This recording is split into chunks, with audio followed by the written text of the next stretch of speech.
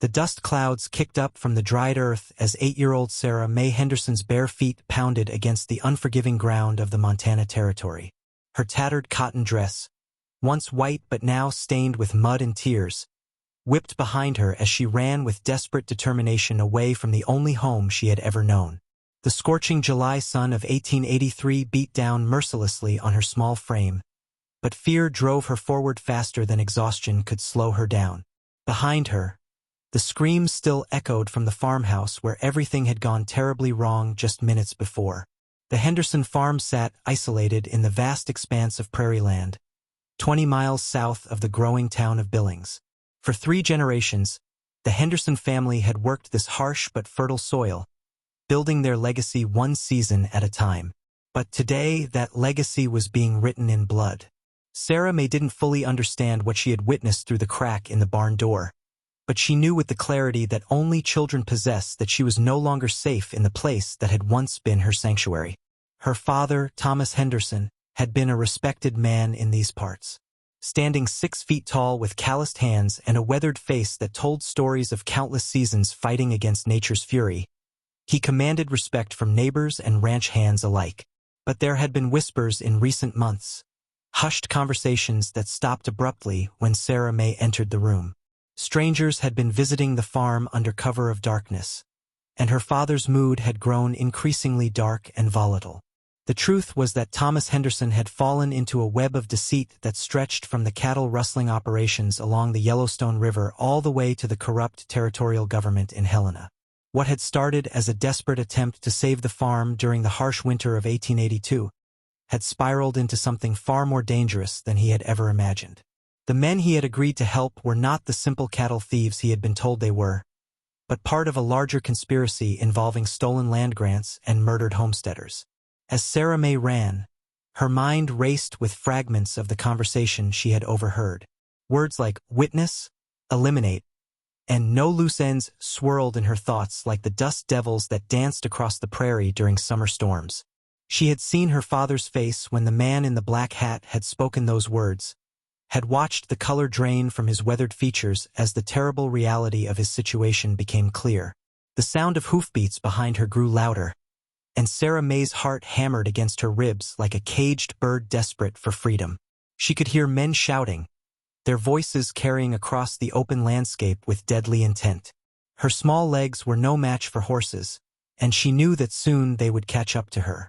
The nearest neighbor was the Mackenzie Ranch, but that was still 8 miles away across terrain that offered little in the way of hiding places.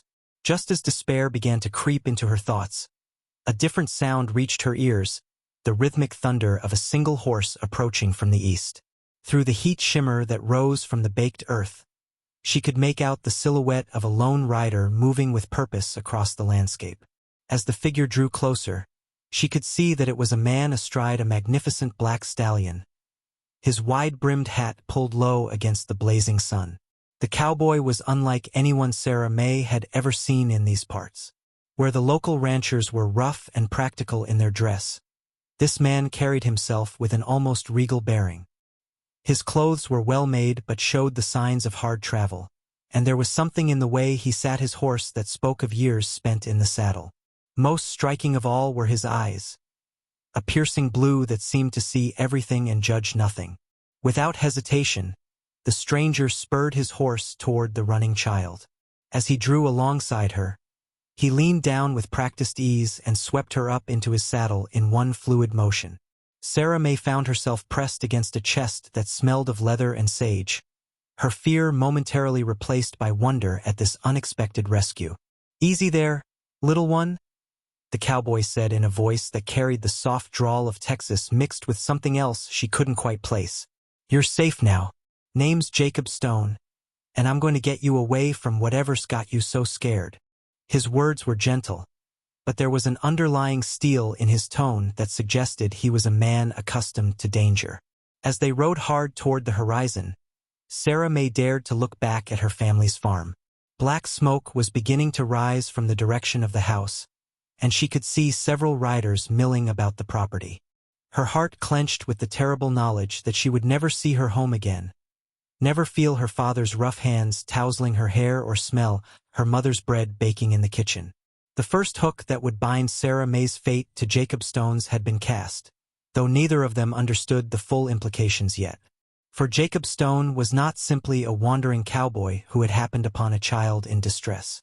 He was a man with his own dark past, running from demons that had followed him across 3 territories.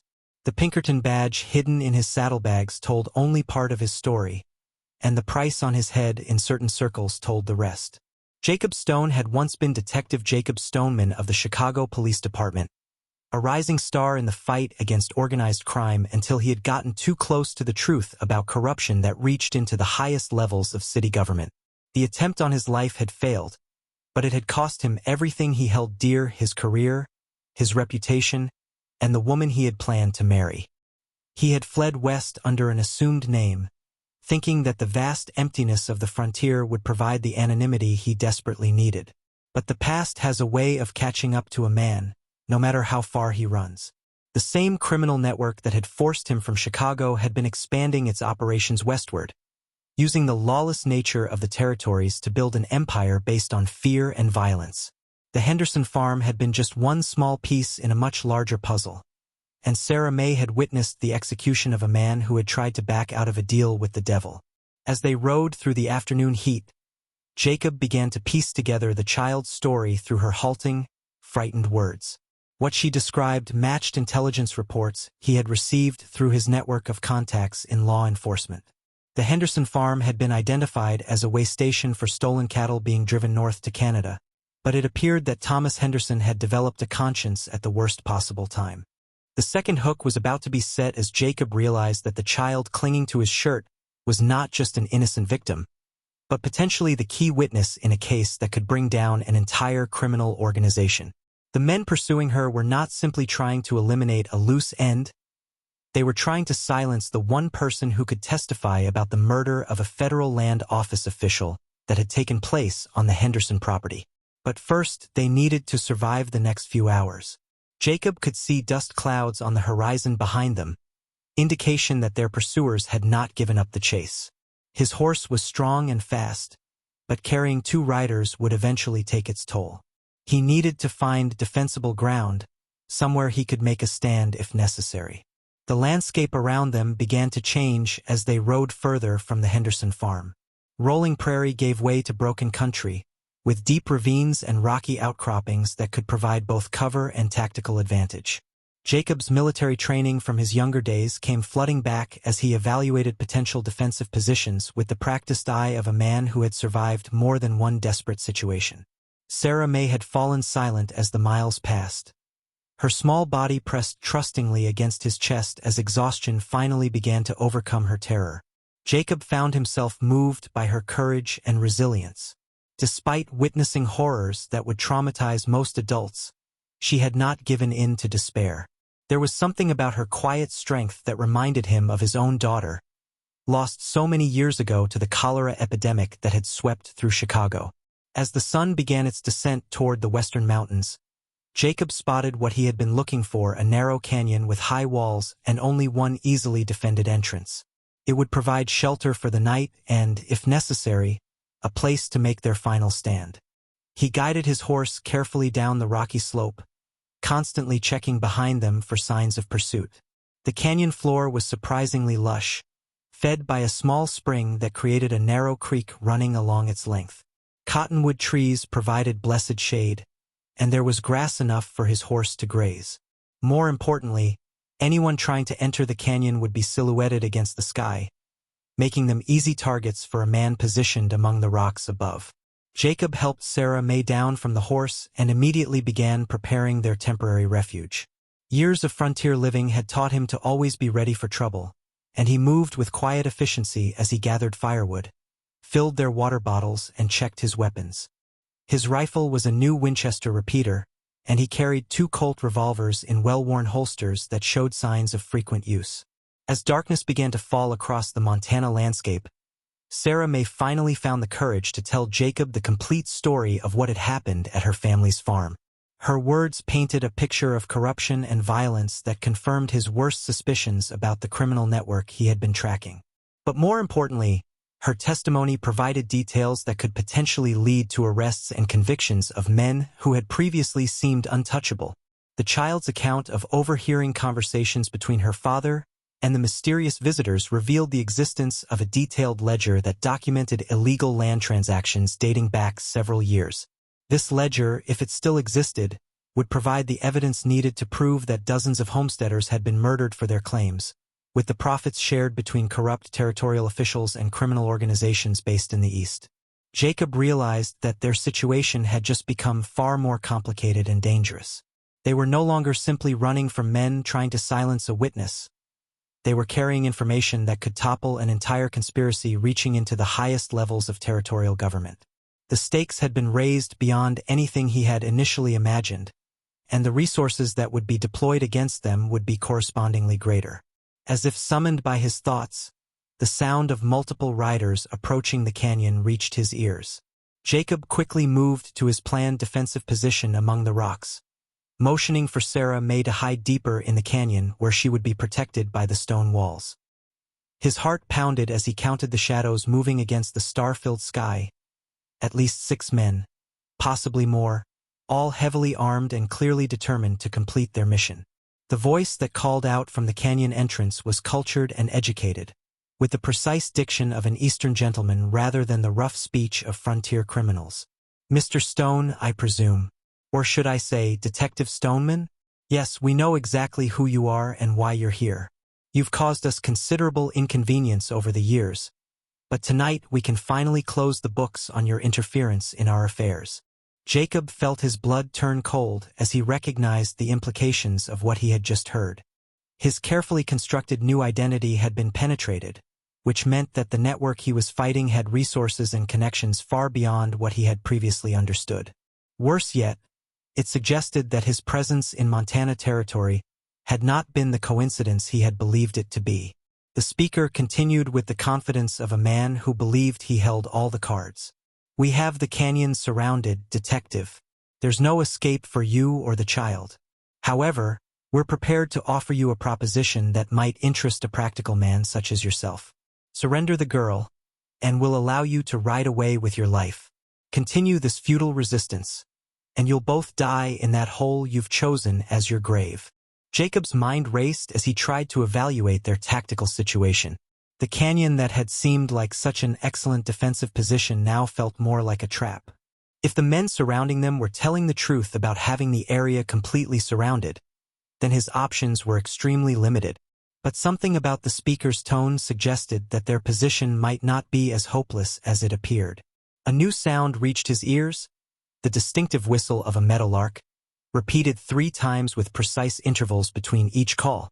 But no meadowlark would be singing at this hour of the night, and the pattern was one he recognized from his days working with army scouts along the frontier. Someone was signaling, but whether they represented help or additional threat remained to be seen. The mystery deepened when Sarah May suddenly gripped his arm and whispered urgently, "That's Uncle William's signal. He taught it to me last summer when he visited the farm. But he's supposed to be in California looking for gold." Her words added another layer of complexity to an already bewildering situation, suggesting that there were players in this deadly game whose identities and motivations remained hidden. Jacob had to make a decision quickly. The men at the canyon entrance were growing impatient, and he could hear movement that suggested they were preparing to advance regardless of his response to their ultimatum. But the mysterious signal from someone claiming to be Sarah May's uncle introduced an element of uncertainty that might work in their favor. Taking a calculated risk, Jacob called out toward the canyon entrance. "Your proposition is interesting, but I think I'll wait to hear all of my options before making a decision. The night is young, and I've always found that patient men tend to live longer than hasty ones." His response was designed to buy time while he tried to determine the identity and intentions of whoever had been sending the meadowlark signals. The cultured voice responded with obvious irritation. "Your reputation for stubbornness appears to be well-deserved, Detective. Very well, we can afford to wait a few more minutes. But be aware that patience is not an unlimited resource, and our employer is most anxious to bring this matter to a close. The child has seen too much and you know too much. Those are problems that require permanent solutions. As the standoff continued, Jacob began to notice subtle changes in the sounds coming from outside the canyon. The movements of the men seemed less coordinated than before, and there were occasional whispered conversations that suggested confusion or concern about something unexpected. More intriguingly, the Meadowlark signal had been repeated several more times from different directions, indicating that there were multiple unknown parties moving in the darkness. Sarah May tugged at his sleeve and whispered, "Uncle William always said that if I ever heard that signal, it meant help was coming. He made me promise to remember it and to trust anyone who used it correctly. But I thought he was just telling stories to make me feel brave." Her words provided another piece of the puzzle, suggesting that her family's involvement in the criminal conspiracy might have been more complex than it initially appeared. The revelation that Sarah May's uncle might be involved in their rescue raised troubling questions about the true nature of the Henderson family's relationship with the criminal network. Had Thomas Henderson been an unwilling participant in their schemes, or had he been playing a deeper game that had ultimately cost him his life? And if William Henderson was indeed approaching with reinforcements, what were his true loyalties and motivations? Jacob's thoughts were interrupted by the sound of gunfire erupting from multiple positions around the canyon rim. The careful standoff had suddenly transformed into a chaotic battle involving far more participants than he had initially realized. Muzzle flashes lit up the darkness like deadly fireflies, and the echoes of rifle shots bounced back and forth between the canyon walls in a deafening crescendo. From his position among the rocks, Jacob could see that the men who had been holding them trapped were now fighting desperately against attackers approaching from several different directions. The cultured voice that had been negotiating with them was now shouting orders with increasing panic as their tactical situation deteriorated rapidly. Whatever was happening outside the canyon, it was clear that the balance of power had shifted dramatically. The battle raged for nearly 20 minutes before gradually subsiding into sporadic exchanges of gunfire. Jacob kept Sarah May pressed close against the rock wall, shielding her from both stray bullets and the sight of men dying violently in the darkness above them. When the shooting finally stopped, an eerie silence settled over the canyon that seemed almost more ominous than the noise of combat had been. A new voice called down from the canyon rim, speaking with the casual drawl of a man born and raised on the frontier. "Jacob Stone, this is Captain William Henderson of the United States Marshal Service. I believe you have my niece down there with you. We're coming down, so don't do anything hasty with that rifle of yours."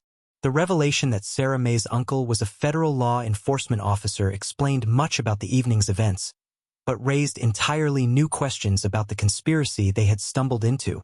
As three men carefully made their way down into the canyon, Jacob could see that they moved with the disciplined caution of experienced lawmen rather than the swagger of common criminals.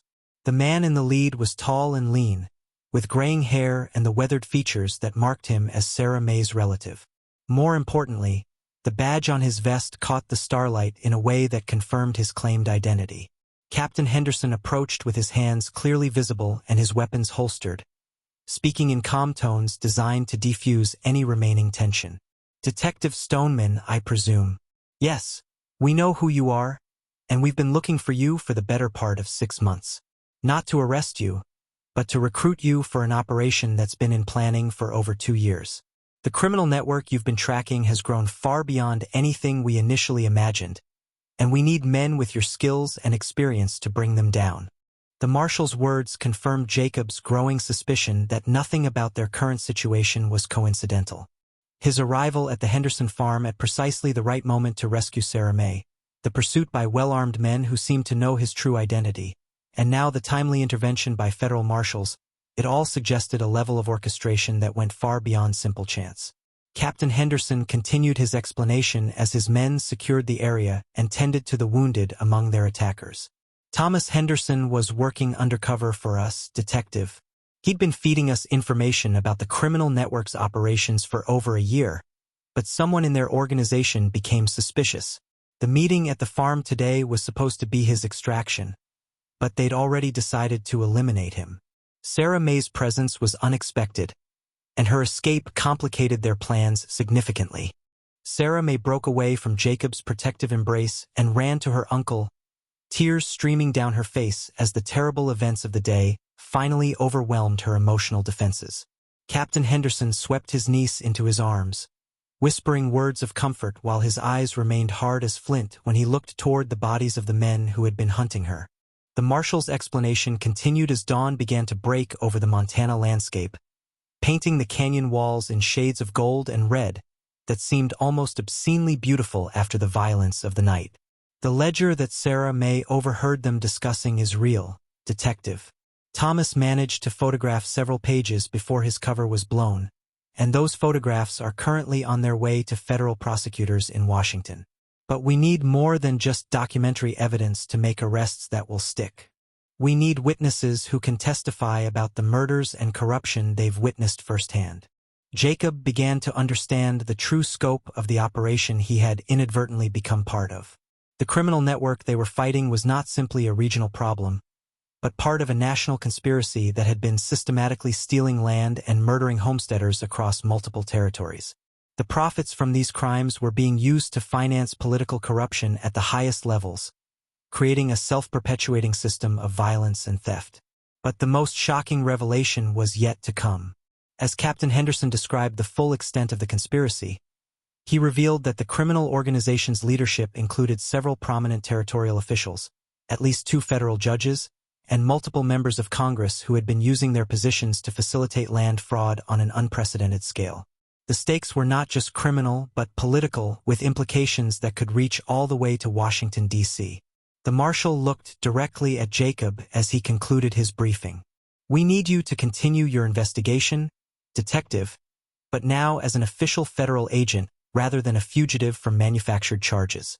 The Pinkerton Agency has agreed to provide cover for your activities, and you'll have access to resources that weren't available to you before. Most importantly, you'll have legal authority to make arrests and compel testimony from witnesses who might otherwise remain silent out of fear." Sarah May would not be returning to any semblance of her former life.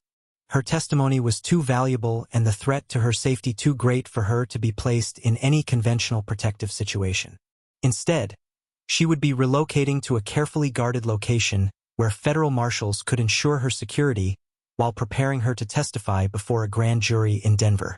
But as the sun rose fully over the canyon, painting the world in brilliant morning light, Jacob realized that their ordeal was far from over. The men they had captured during the night's fighting were merely foot soldiers in a much larger army. The real leaders of the criminal conspiracy remained free and would undoubtedly marshal even greater resources to eliminate the threats that he and Sarah May represented. The network's tentacles reached into areas of government and business that he was only beginning to understand. Bank presidents, railroad executives, territorial governors, and federal appointees, all connected by greed and protected by their willingness to use violence against anyone who threatened their profits. Taking them down would require patience, careful planning, and a level of courage that few men possessed. As Captain Henderson prepared to escort his niece to safety, he handed Jacob a sealed envelope containing his official appointment as a special agent of the United States Marshal Service. Along with the badge came access to funds, weapons, and most importantly, a network of law enforcement officers who had been secretly working to build cases against the conspiracy's leadership. The transformation from fugitive detective to federal agent felt surreal after months of running and hiding, but Jacob understood that his real work was just beginning. The criminal network had proven that they were willing to murder anyone who threatened their operations, including women and children. Stopping them would require infiltrating their organization at the highest levels, gathering evidence that could survive court challenges, and staying alive long enough to see justice done. Sarah May's final words to him before departing with her uncle carried a weight that belied her young age. "Mr. Stone, promise me that you'll make them pay for what they did to Papa. He was trying to do the right thing and they killed him for it. Don't let his death be for nothing." Her request crystallized his determination to see the mission through to its completion, regardless of the personal cost. As Jacob watched the federal marshals ride away with the most important witness in a case that could reshape the entire territorial justice system, he reflected on the strange series of events that had brought him to this moment. A barefoot child running across the Montana prairie had led him to discover a conspiracy that reached into the highest levels of American government. Now it was his responsibility to bring that conspiracy to justice, armed with federal authority and driven by a promise made to a brave little girl who had lost everything but refused to surrender her faith in the possibility of justice. The dust clouds kicked up by the departing marshals gradually settled back to earth, leaving Jacob Stone alone in the canyon where so much had changed in the space of a single night. But he was no longer the hunted fugitive who had rescued a frightened child less than 24 hours before. He was now a federal agent with a mission that would take him across multiple territories and into the heart of a criminal conspiracy that threatened the very foundations of law and order in the American West.